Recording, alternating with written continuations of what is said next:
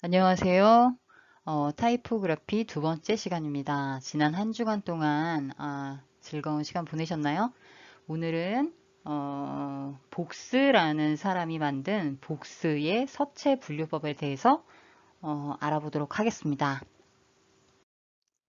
네, 복스의 분류법은 프랑스의 타이포그래퍼, 지금 여기에는 타이포그래퍼라고 썼지만 타이포그래퍼라기보다는 타이포그래피 역사가 막스 밀리언 복스라는 사람이 정리한 서체 분류법이에요.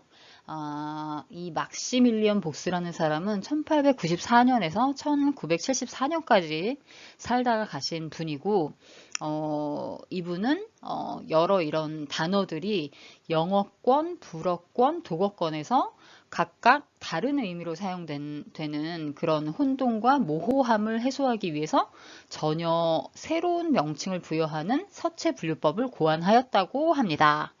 이 분류법은 국제 타이포그래피 연맹에서 표준 분류법으로 채택을 했고요. 그럼으로써 유럽의 여러 국가에서 표준이 되는 시스템으로 인정을 받아왔습니다. 하지만 최근 들어서 복스의 시스템은 논란의 대상이 되기도 합니다. 그 이유가 두 가지가 있는데요. 하나는 이 분류법은 너무 본문용 서체의 분류에만 초점을 맞추고 있다. 그리고 두 번째로는 이 디지털 시대에 새롭게 만들어진 서체들을 포함할 수 없다. 라는 한계에 부딪히고 있다고 합니다. 여러분 많이 들어보셨을 거라고 생각을 해요. 폰트를 나누는 기준은 여러 가지가 있어요. 여러 가지. 지난 시간에 뭐 세리프와 산세리프 뭐 이런 식으로도 나눴고, 그리고 제목용 서체 혹은 본문용 서체 이렇게 구분을 하기도 합니다. 본문용 서체에 많이 사용되는 서체는 주로 세리프, 산세리프 혹은 명조나 고딕이에요. 이거는 이제 가장 무난하고 많은 텍스트가 들어있어도 사람들 눈이 피로하지 않고 잘 읽히는 가독성이 높은 서체들을 주로 많이 사용합니다. 그것을 본문용 서체라고 하고요. 제목용 서체는 그 많은 본문용 서체 사이사이에 짧게 들어가는 서체이기 때문에 조금 더 장식적인 서체를 사용하기도 해요. 그러니까 여러분들이 좋아하는 손글씨라든지 캘리그라피, 그리고 뭔가 조금 더 재미있는 장식이 들어간 변형 서체들도 많이 사용합니다. 그런데 아까 말씀드렸다시피 복수의 서체 분류법은 너무나 본문용 서체에만 초점을 맞추고 있다라는 한계가 있다는 것. 그리고 또 하나는 뭐라고 그랬죠? 새롭게 만들어진 폰트를 포함할 수 없다라는 한계가 있다고 합니다. 하지만 현재까지 가장 체계적으로 만들어진 서체 분류법이고요. 이 분류법을 잘 이해함으로 해서 정말 무수히 많은 수백 수천 개의 서체들의 조직을 이해할 수 있고, 그러므로 해서 우리가 조금 더 서체를 선택할 때 도움이 될 것이라고 생각합니다.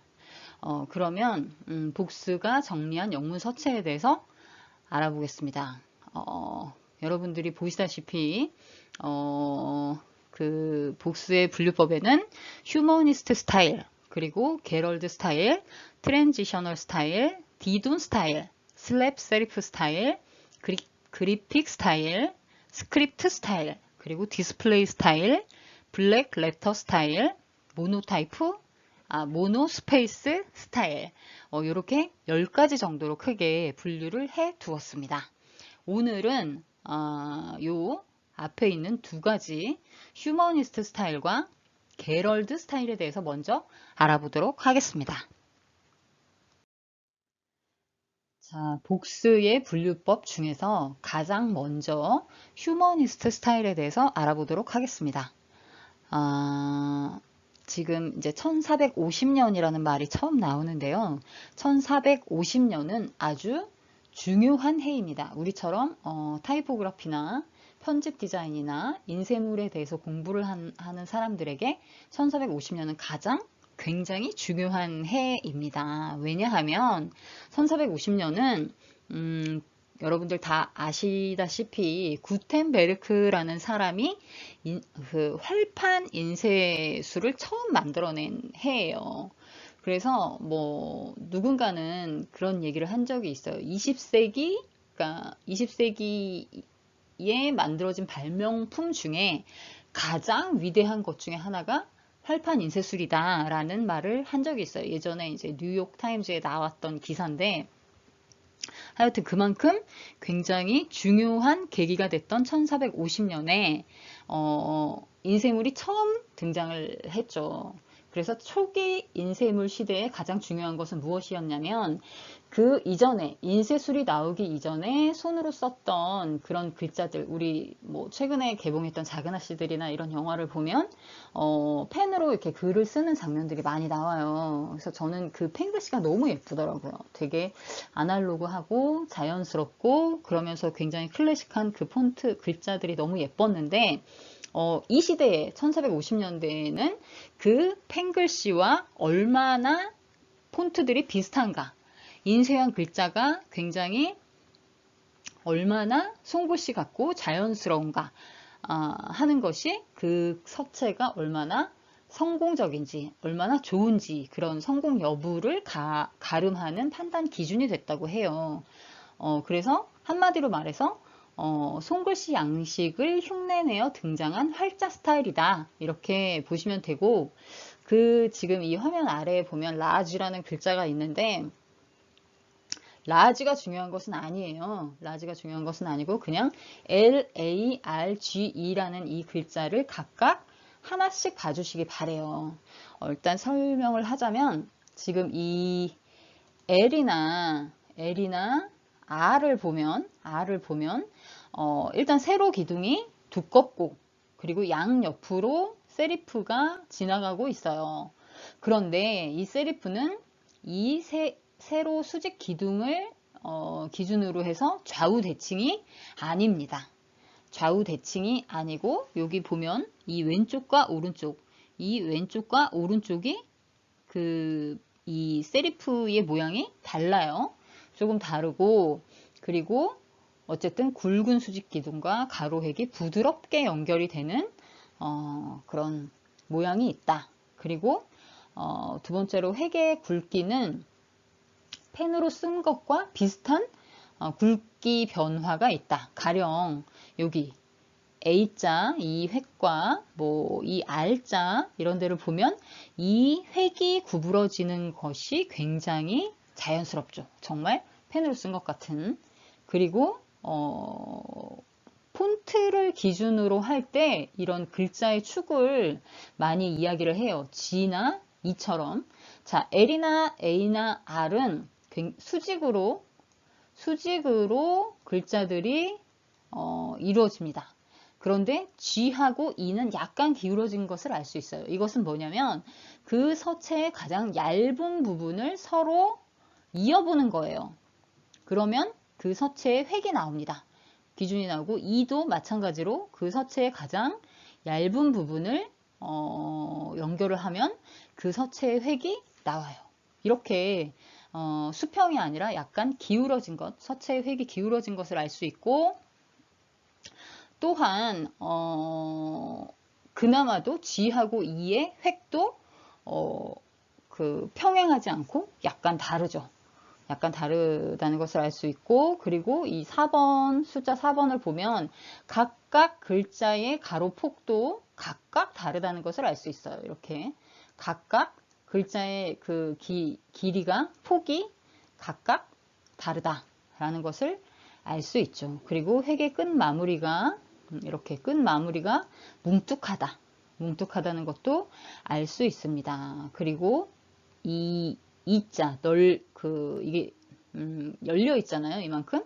이 6번을 설명하는 건데, 이렇게 이 열려 있는 공간이 좀 시원하게 잘 열려 있다 라는 것을 알 수 있습니다. 이것이 휴머니스트 스타일의 특징이라고 할 수 있습니다.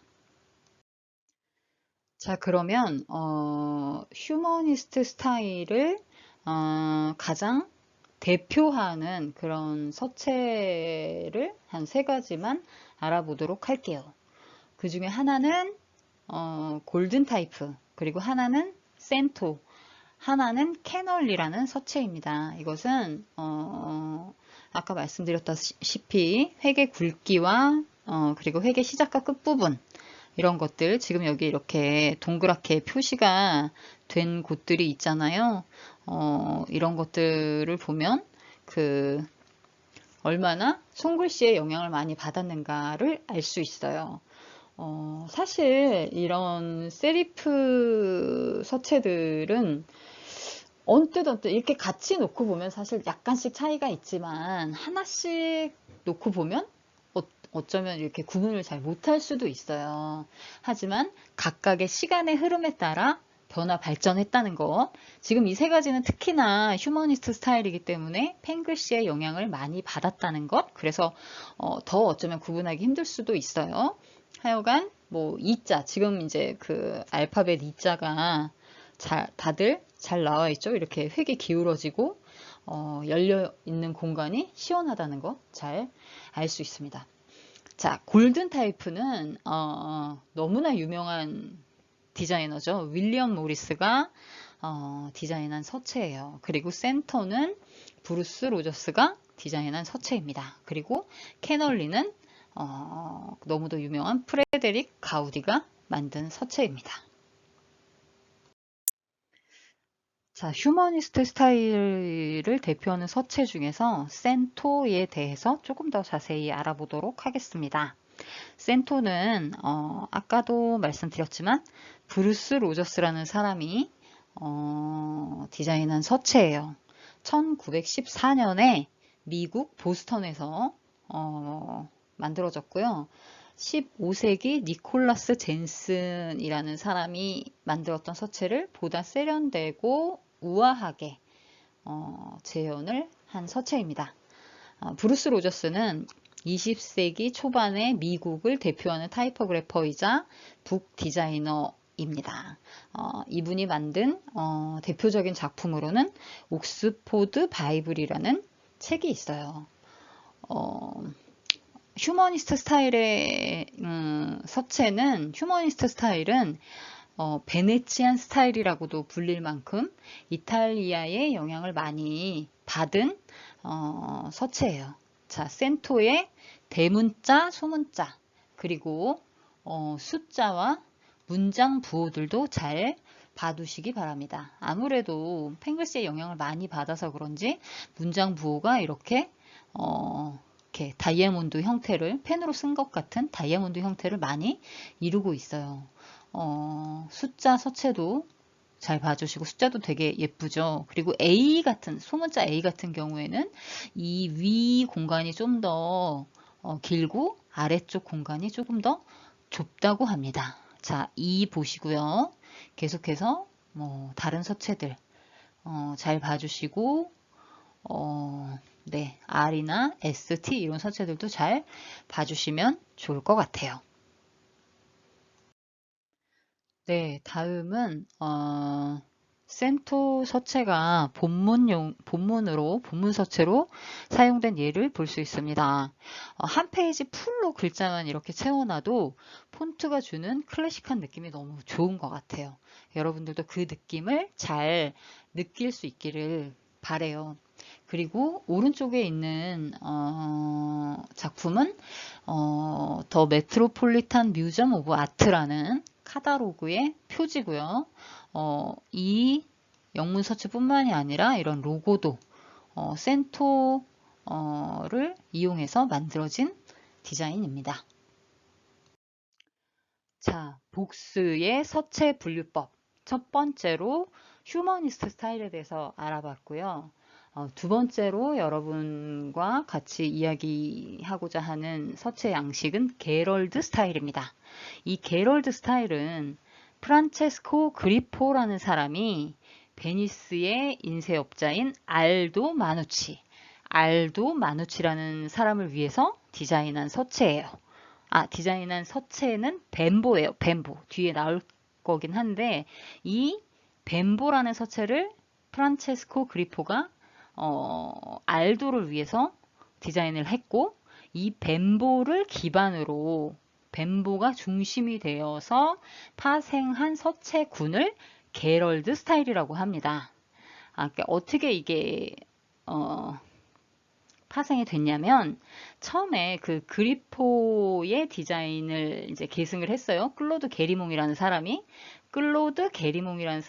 그리포의 디자인, 그러니까 그 벤보 서체를 계승을 해서 새로운 서체를 만들어낸 것이 가라몬드입니다. 여러분 가라몬드 많이 들어보셨는지 모르겠는데 지금도 본문용으로, 영문 서체의 본문용으로 굉장히 많이 사용하는 서체 중에 하나예요. 가라몬드가. 그래서 어쨌든 클로드 게리몽이 가라몬드를 만들었는데 이 서체가 16, 17세기에 걸쳐서 유럽의 전 지역으로 뻗어나가면서 세리프 서체의 원천이 됩니다. 그래서 굉장히 중요한 그 서체군이고요. 그래서 이 서체 가라몬드 그리고 베니스의 인쇄업자 처음에 그 프란체스코 그리포가 베니스의 인쇄업자 알도를 위해서 만들었다고 했죠. 그래서 그 알도와 가라몬드라는 이름이 결합해서 게럴드라고 불리게 되었습니다. 그래서 이게 게럴드 스타일이라고 명명이 됐고요. 이 게럴드 스타일은 본문용으로 가장 많이 사용되는 서체라고 할 만큼 가독성이 아주 높고요. 회계 방향과 굵기의 변화가 균일하고 세리프의 모양도 일관적이고 정교하고 편안해서 가독성이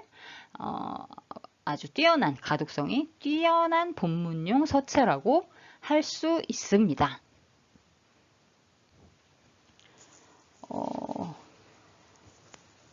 이 지금 라지 자체는 중요하지 않다고 했죠.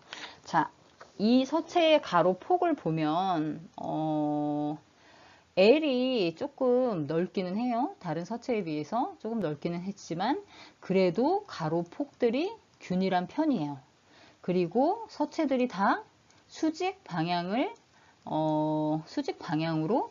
내려오고 있죠. 물론 G하고 E는 약간 획이 기울어지긴 하지만 E도 보면 아까 그 휴머니스트 스타일 같은 경우에는 E가 이런 식으로 기울어졌다면 여기서는 이렇게 평행을 이루게 됩니다.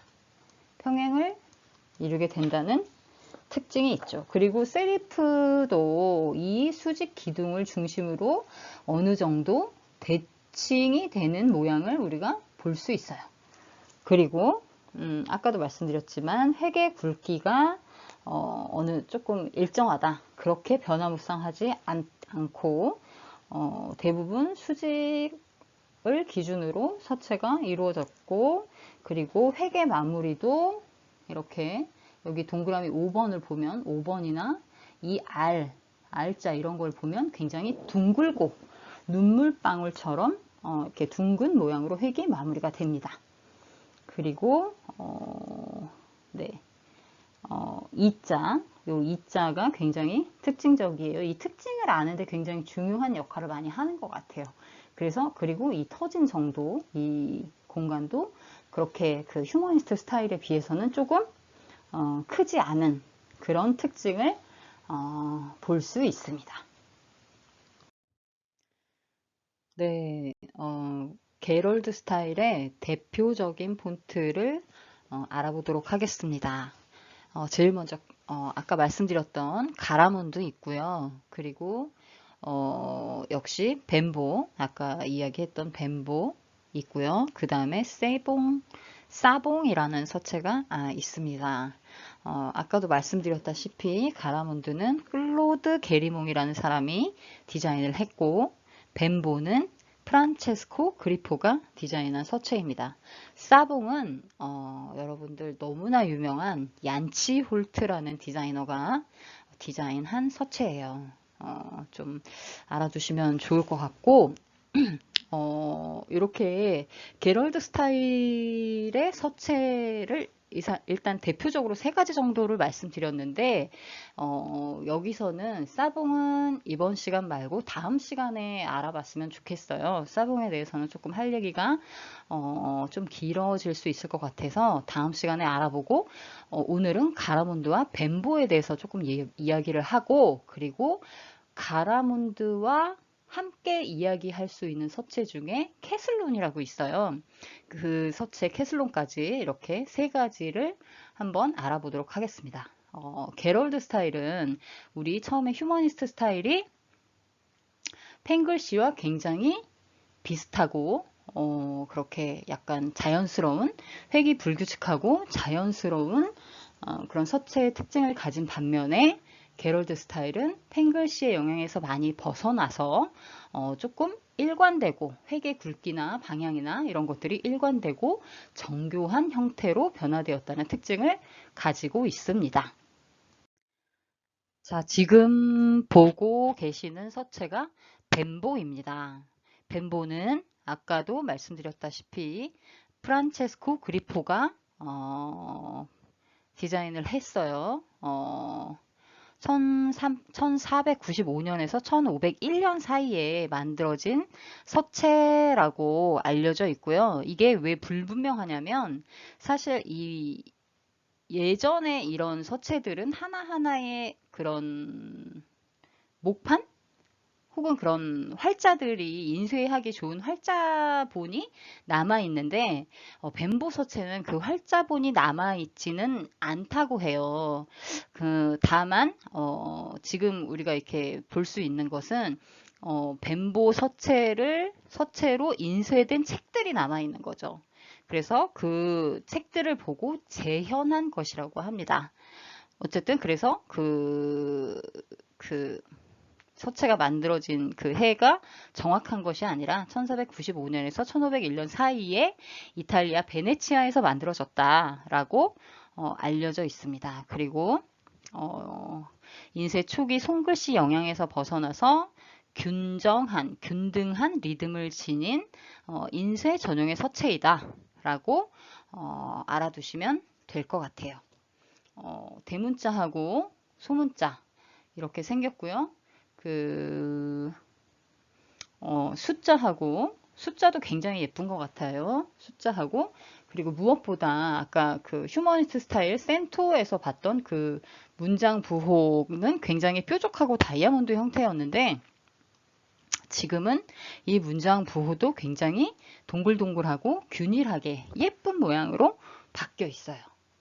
네, 그래서 어쨌든 그리고 서체 폭들도 어느 정도 균일한 편이고요. 이 대문자들도 소문자도 마찬가지입니다. 자, 알파벳 E자, G자 이런 거 볼 수 있고요.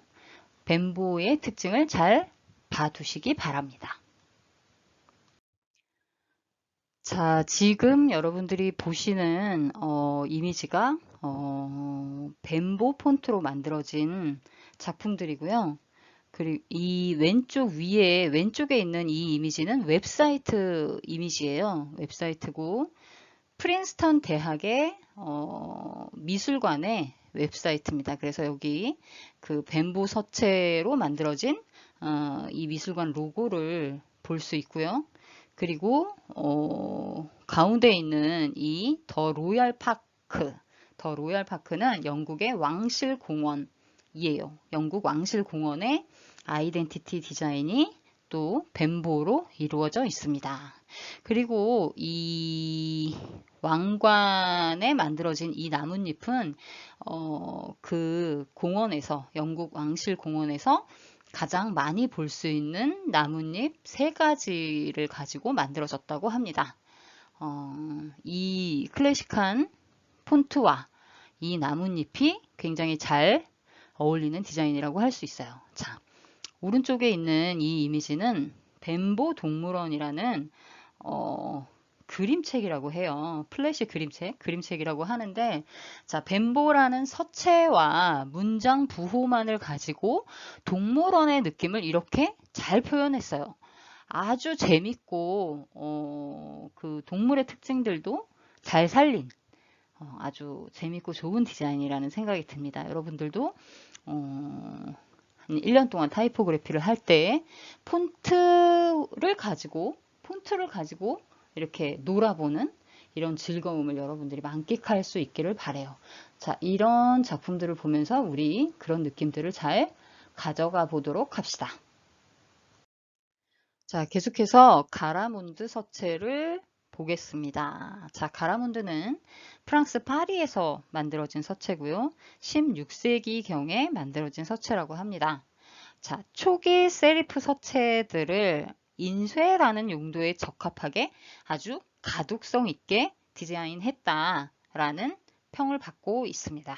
자, 아까도 계속해서 얘기했던 것처럼 클로드 게라몽이 만든 서체예요. 이 클로드 게라몽은 파리에서 활동한 프랑스의 서체 조각가고요.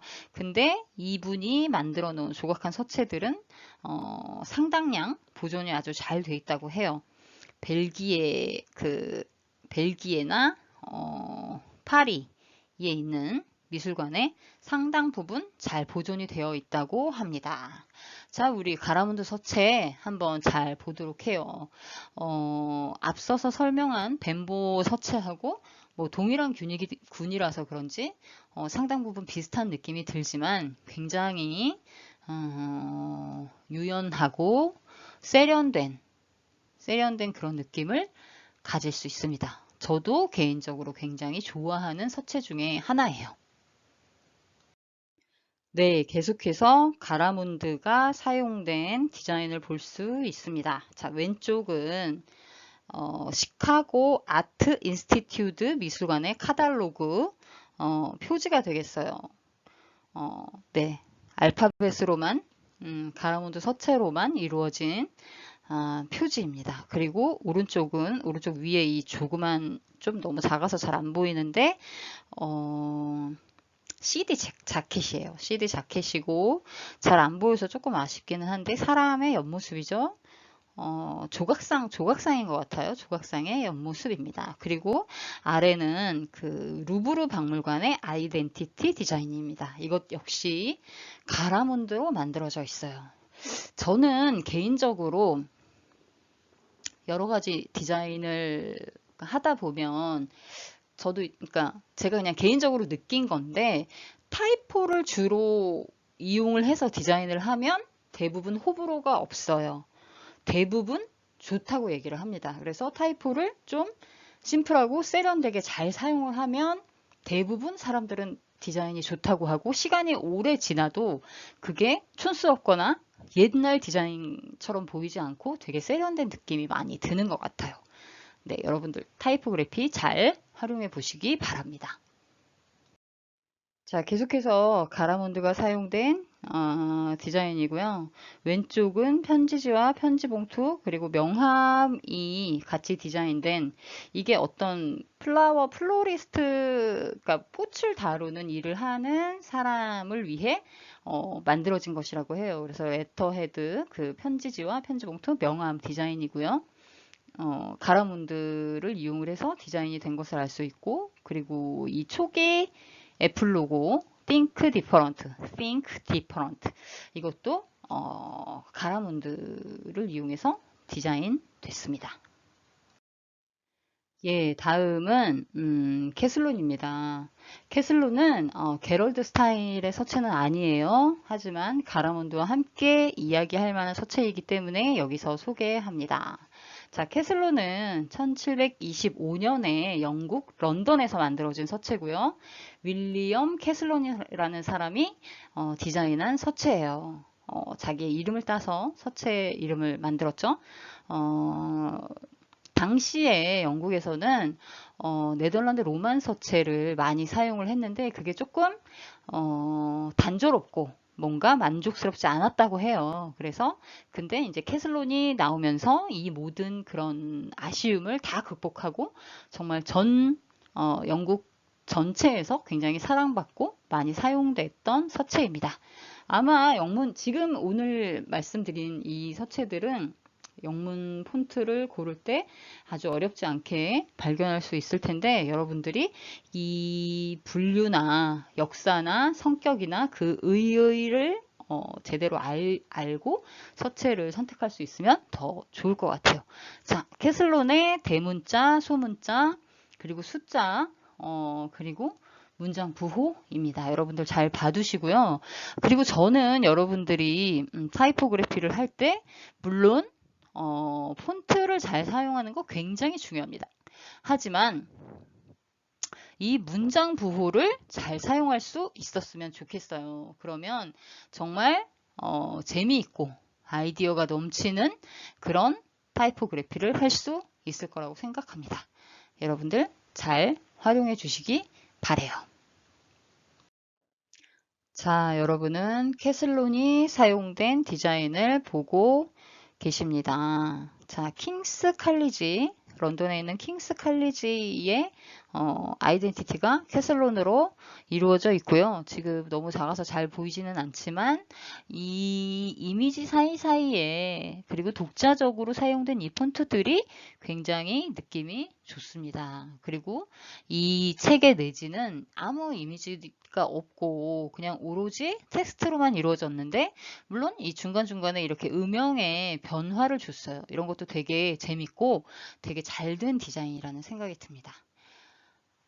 그러면 오늘은 여러분들 휴머니스트 스타일에서 게러드 스타일까지 알아봤는데 이 세리프 서체들, 오늘 본 서체들은 다 세리프 서체잖아요. 이 세리프 서체의 묘미, 그리고 이 뾰족뾰족하고 날카로운 이 세리프들이 주는 어떤 그런 경쾌함, 그런 클래식함, 이런 것들을 여러분들이 잘 알고 사용할 수 있기를 바랍니다. 네, 이상입니다. 수고하셨습니다.